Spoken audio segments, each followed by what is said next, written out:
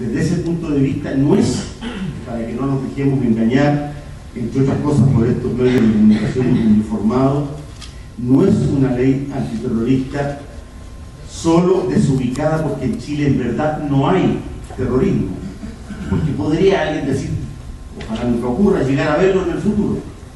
Es una ley profundamente, además de desubicada, profundamente cuestionable en su contenido, porque efectivamente ha sido rechazada por todos los organismos humanitarios internacionales porque no resuelve en su contenido los aspectos básicos de los derechos fundamentales de la persona, tanto que dice defender como poder eventualmente verse inculpada en esta ley.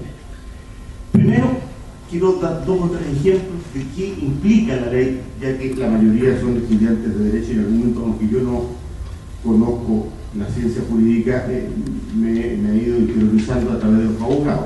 Primero, porque es invocada o por el Ministerio Público o por el Ministerio del Interior sin ningún control previo de ninguna autoridad judicial o de los jueces de garantía en el actual procedimiento penal nuevo. Es decir, ustedes saben lo que pasó, o si no lo saben, en 2 frases les cuento. A los actuales comuneros mapuches que hoy están en huelga de hambre, se los condenó a 20 y 25 años, se invocó la ley antiterrorista durante todo el periodo y todo el proceso, pero finalmente se los condenó por la ley común, por la ley penal común.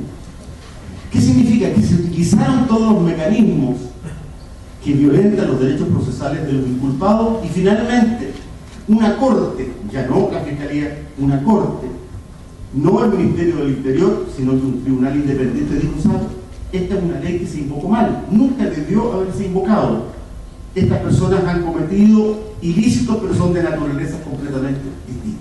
Y por tanto, pero mientras tanto, se aceptan durante larguísimos meses todos los procedimientos que esta ley antiterrorista implica. Por ejemplo, ustedes deben haberlo escuchado, los famosos testigos anónimos o testigos sin rostro, que dicho sea de paso, son la única prueba en el caso de los jóvenes Ocupa, que es el caso bomba que nos preocupa en esta mesa, y en el caso de los comuneros mapuches, la única prueba que podría, entre comillas, inculparlos. Déjeme decir la paradoja. Paralelamente a los 4 personas de la cárcel de Angol, se los procesó en la justicia militar y en la justicia civil. La justicia militar porque habían implicados como víctimas eventuales 4 o 5 oficiales de carabineros, coroneles, mayores, comandantes, etcétera, de la guarnición de la zona respectiva. Entonces se invocó a la justicia militar. La justicia militar hizo una larga tramitación, pero no bajo los principios de la ley antiterrorista y por lo tanto no utilizó testigos secretos o testigos sin rostro. Y los dejó libres de toda culpa. Es decir, la justicia militar, que en teoría es la más dura, los deja libres. La justicia civil los inculpa, que en teoría debería ser la más garantía. Y el único elemento que tenemos es el elemento de prueba de un testigo sin rostro. Testigo que no es un testigo protegido como lo tienen otras legislaciones del mundo y probablemente con delitos tan sofisticados y con organizaciones tan poderosas que llevan adelante delitos tan sofisticados como el narcotráfico y otras, podría ser pertinente tener sistemas de protección a estos testigos por parte del Estado. Estos no son testigos protegidos, son testigos que nadie va a conocer nunca cómo se llaman, quiénes son, si son creíbles o no creíbles. Puede llegar a un testimonio de derechos humanos, Manuel Contreras, dar el testigo, y ustedes comprenderían que sería impugnado por cualquier abogado de la contraparte por decirle, mire, este señor no es creíble, ¿cómo va a venir a testificar un señor violador sistemático? Bueno, como nadie sabe, los abogados de la contraparte no saben, no lo conocen, nunca lo van a conocer, tampoco después, 10 años después, para anular un juicio, ni siquiera, nunca lo van a conocer. Esa es la naturaleza del testigo. Usan mecanismos que son propios para crímenes altamente sofisticados, complejos, como la infiltración en las organizaciones y las escuchas telefónicas. Todo eso es ocupado en el caso de los comuneros mapuches. Y por último, La libertad provisional. Estos jóvenes tuvieron 6 y 7 meses presos, los que estamos hablando. Algunos van a llegar, y probablemente todos, a ser liberados de toda culpa. ¿Quién les va a pagar los 6 y 7 meses que se pasaron? 6 y 7 meses, con 12 horas, y me cuento porque fuimos a ver varias veces, miembros de la Comisión de Derechos Humanos de la Cámara, en celda de 2x2 y saliendo apenas 2 horas al día a un patio un poco mayor que 6 metros por 3. Ese es el régimen al que estuvieron sometidos como detenidos estas personas en la cárcel de alta seguridad. O sea, esa es la ley que se aplica, una ley que no permite, que descansa básicamente en las pruebas que puedan aportar, entre comillas, o los dichos que puedan aportar, entre comillas, los testigos sin rostro, que pueden cometer perjuros, que pueden mentir sistemáticamente y no hay cómo probar que efectivamente esas mentiras han sido producidas incluso deliberadamente para inculpar bajo la presión de la autoridad política. Quiero señalar, por último, que ante estas circunstancias, el grupo de parlamentarios hemos presentado iniciativas, para que no se diga que no ha habido iniciativas, hemos presentado nuevamente 3 iniciativas de modificación de la ley antiterrorista urgentes. En esta oportunidad, a diferencia de las otras, esto lleva 7 días, 8 días, 10 días de presentación, una para terminar con los testigos anónimos, otra para generar un control obligatorio del Tribunal de Garantía al inicio de una investigación, o sea, ocurre un hecho violento, llega a la Fiscalía correspondiente del Ministerio Público y entonces dice, aquí tiene que aplicarse la ley antiterrorista.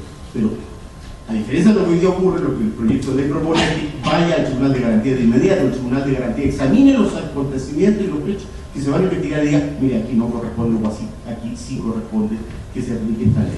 Y por último, que se conceda el derecho a la libertad provisional como en el resto de los delitos, habiendo, usted sabe que estas libertades van en consulta a la Corte de Apelaciones, nuestras Cortes de Apelaciones están constituidas por 3 integrantes, en todos los delitos si 2 integrantes están a favor y 1 en contra se concede la libertad provisional o la libertad bajo fianza, en este caso se pide unanimidad.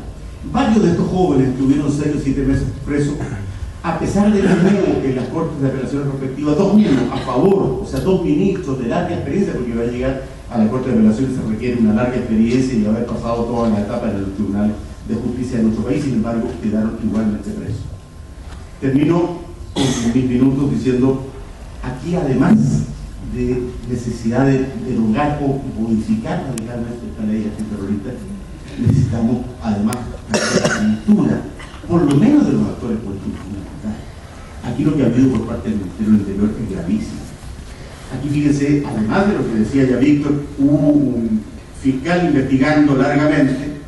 Estos hechos ocurrieron hace 5 años atrás, larga investigación, y después viene un fiscal y en 30 días, 35 días determina quiénes son los responsables y los inculpa con ley antiterrorista. Bueno, nosotros hemos denunciado las reuniones privadas que Ginspeter tenía a partir de las 7 de la tarde con este fiscal Peña.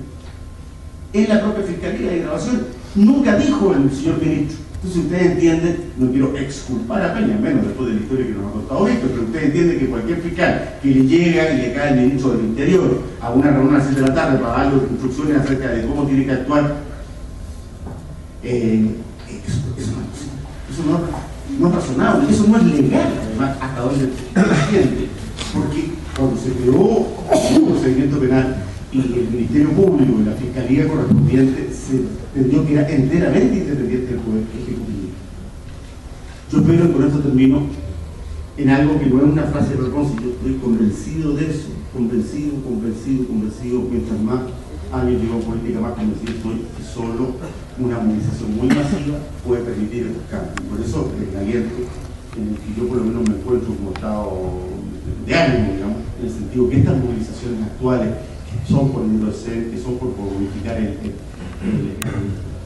sistema educacional chileno, pueden llegar en algún momento a modificar otras leyes y otras formas de organización tan conservadora y tan autoritaria que hay en nuestro país.